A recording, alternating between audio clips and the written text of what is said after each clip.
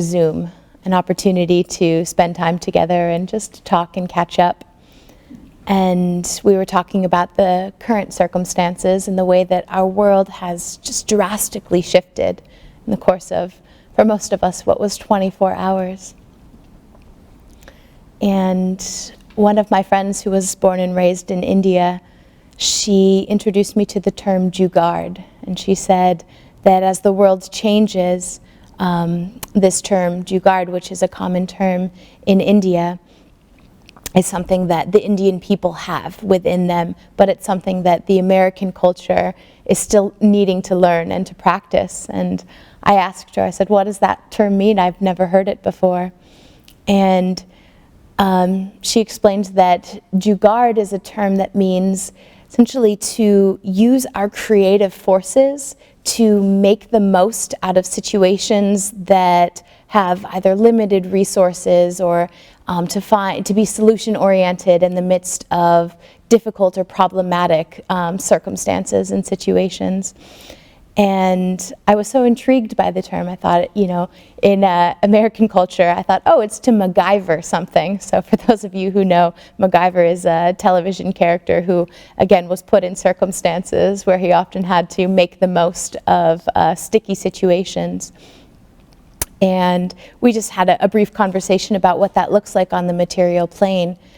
And I went home that evening and was thinking about the term a little bit more, and I actually looked it up on Wikipedia, and some of the definitions that came up were the use of creative innovation, making the most of situations where there are meager or limited circumstances, working around something, an innovative fix for something, solutions that bend the rules, or solutions that signify creativity. These are some of the definitions that came up in my Wikipedia search. And immediately it struck me, those are all qualities that as yogis, we hope to present in the world. Being creative, being innovative, being resourceful, making the most of situations with limited resources. These are all qualities that help to strengthen our fortitude, that help to strengthen our connection to the divine. And it felt so beautiful to look at our current circumstances and the shifts that we're seeing in the world, not only just materially, but also in terms of our spiritual lives, and to explore the ways that we can practice spiritual Jugaad as the daily practices and the daily routines that we have around our spiritual lives have perhaps shifted, and we've had to accommodate and adapt to them. Having spiritual Jugaad, having the ability to find innovative fixes or resourceful ways to implement new strategies in the way we relate to our spiritual practices is such a beautiful, inspirational, and essential tool for us. As I was contemplating the term, I was reminded of a story. This is a story that took place many years ago when I was about 10. When I was in grammar school, I was a part of a program which was called Odyssey of the Mind. And in this program, there was a team of 6 individuals, 6 young students, myself and 5 other peers. And the whole purpose of the program was to stimulate our imagination and to stimulate creativity. So we were given a particular set of circumstances and rules, and we needed to create a performance out of those circumstances and rules. So for example, for us it was, you have to make something that is intangible come to life, or something that is inanimate come to life, something that's not real. You have to make something inanimate come to life. You have to include one song, we were given time frames and other circumstances around which we needed to build a story. And then we wrote a script, created a stage, and presented it, created a backdrop and presented it. And so my peers and I, with the help of our faculty advisor, this was grammar school, she wasn't a faculty advisor, with the help of a teacher, we spent about 2 months creating this production that we were putting on. We wrote the script, we wrote music to go along with it, we painted a backdrop. our story, we had a mad scientist bring the Statue of Liberty to life, and so I can still so vividly remember it. We painted a backdrop with the skyline of New York City, and you were only allowed to bring a limited number of resources to help you create. I think it was 2 bags full of resources, again, all part of the stimulation of our imaginations and our creativity. How can we use Jugaad? How can we be creative and innovative with limited resources? And so we packed everything up and we were ready, and we were going to the performance that day, and we were performing with other schools, and it was a contest. There was going to be a winner. And so I was feeling really good going into this performance. I knew we were going to win. I loved the idea that we had come up with. I loved the set. I loved the music that we'd written for it. Everything was just wonderful, and I knew we had a great, solid, gold #1 reward, or #1 presentation and production on our hands. So I went in feeling really confident and ready to win. And as we were setting up, we had realized we created the backdrop, and we'd used PCP pipes in order to create a standing backdrop for our set design. We'd realized that one of our team members had forgotten to pack one of the PCP pipes, or PCV pipes. And so as a result of that, the backdrop wouldn't stand up. And so here we are 2 minutes before the presentation is about to begin, and we need to go on stage, and our backdrop doesn't stand up. So we had to be very quick and think on our feet, and we had one character who didn't need to move around the stage very much, one of our actors, and so he just stood there where the pole would be and held up our backdrop. And we went on with the presentation, with the little play that we'd created. And we went on to take second place, which I know we would have gotten first if only we had had that one pipe with us. But in the midst of those few moments when we had to shift our energy away from that feeling of we've done a great job and here we are ready to share it, to what do we do in this moment? We're missing an essential part of our set, and we have to accommodate that. We have to MacGyver our way through it. In the midst of that, my energy, I can reflect on this now, my energy shifted completely from a space of feeling confident and powerful and prideful and ready to win, to a place of feeling inspired by the creativity and the problem solving that we had to navigate, enthusiastic about the fact that we still got to perform even though we were missing essential parts. We weren't sure if we were going to have to forfeit or not, so the fact that the show could still go on, all of these things that were really about expanding the consciousness, expanding the heart, rather than simply feeling boastful and prideful in a job well done and patting each other on the back. So the fact that we needed to be solution-oriented, that we needed to practice Jugaad in the midst of these 2 minutes of panic that we had going on, it completely shifted the experience, and it became one of such expansion and such joy, and it really tapped into the essence of what the project Odyssey of the Mind was all about, because it tapped into the essence of what it means to be creative, to use our enthusiasm and our inspiration in order to create something beautiful, in order to have fun, in order to expand and to share. And that experience of being able to shift the consciousness in the midst of, if that one little PCV pipe hadn't been missing, I perhaps would have missed the entire purpose of why I was doing Odyssey of the Mind to begin with, of what it meant to use the imagination and those creative forces. And it really brought me into a space of, though I wouldn't have said this at the time, of being closer to God, being closer to the divine, of practicing divine qualities. Because I'd much rather feel enthusiastic, entheos, in God. I'd much rather feel expanded and creative than to be prideful, boastful, confident. Not that confidence is a negative quality, but it's contractive in those circumstances that I had created versus expansive.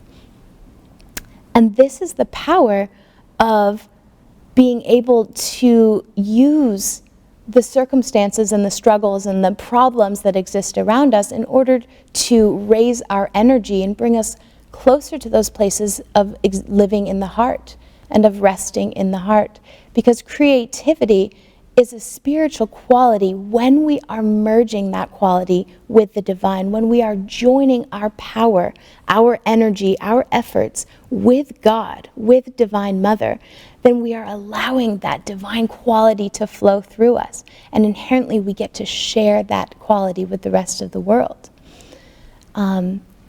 In a book that Swami Kriyananda wrote about the Crystal Hermitage, he tells a story about going to see the Joffrey Ballet, which is a very famous ballet company in New York City, or he was seeing them when they were in New York City. He talked about one particular dance. This was an evening of various dances, so it wasn't one performance, but it was a collection of smaller dances coming together.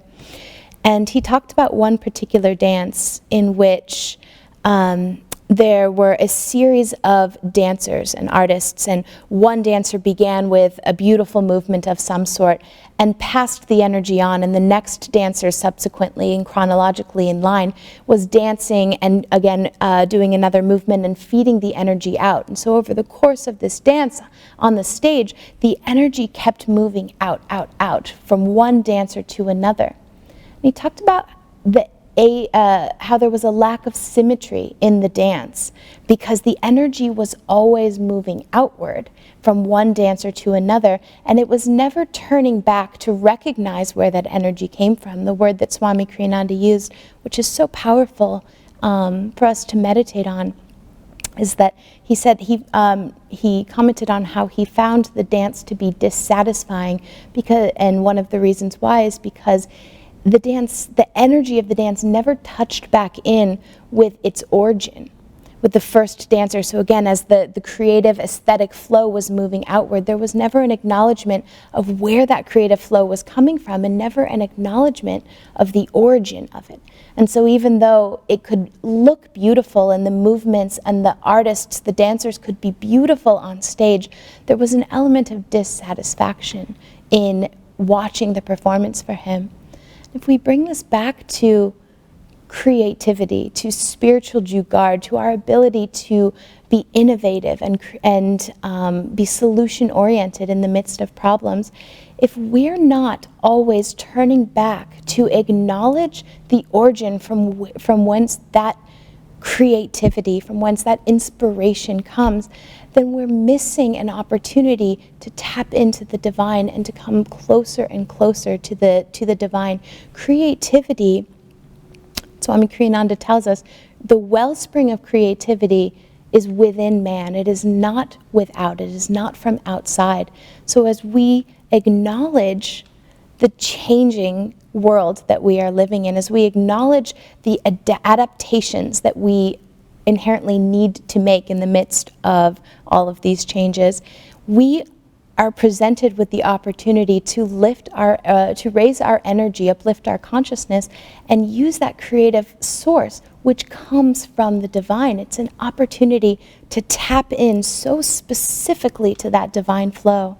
As we know, any time that we are merging our energy, merging our efforts with the divine, moving closer and closer to that place of oneness, to that place of union, then we are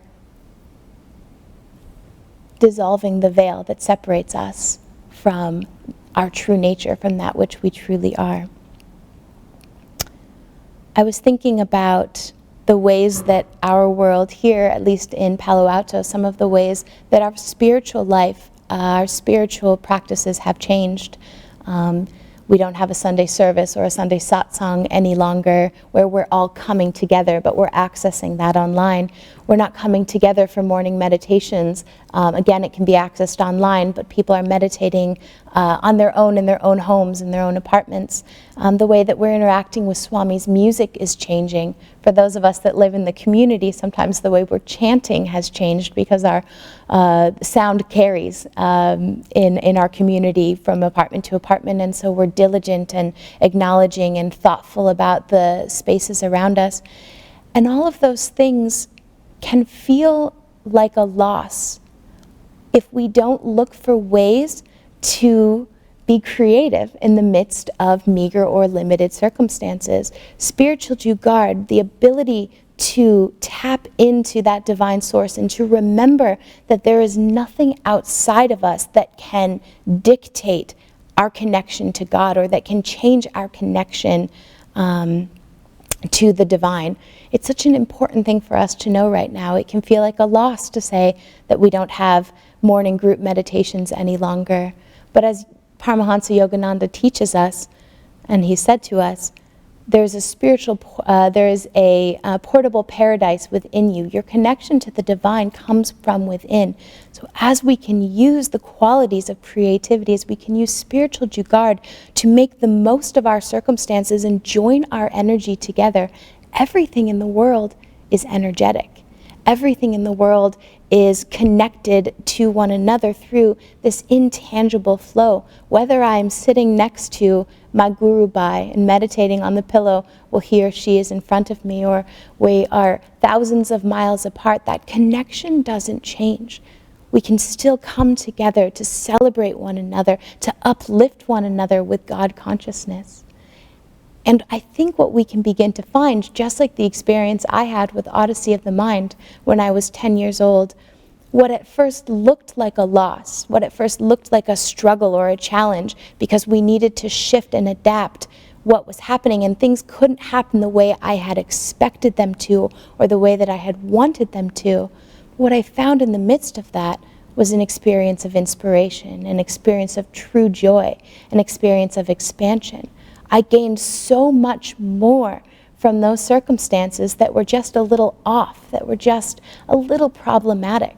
We have an opportunity to look at what's happening for us now, those things that are being stripped away in the moment. They don't have to change our centeredness in God.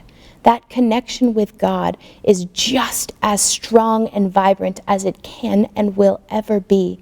It's always within us to raise our energy and to connect with the divine and to share energy with one another. All of you that are watching, I can feel that energy. It's an exchange that happens between us. It's here, it's present, and we know and we get to live in that truth. When I was researching or looking on Wikipedia at the term Jugaad, so my disclaimer is it came from Wikipedia. I don't know if it's absolutely true, but in the section on etymology, meaning the origin of the word, they connected the etymology or the origin of that term Jugaad to yoga, to union.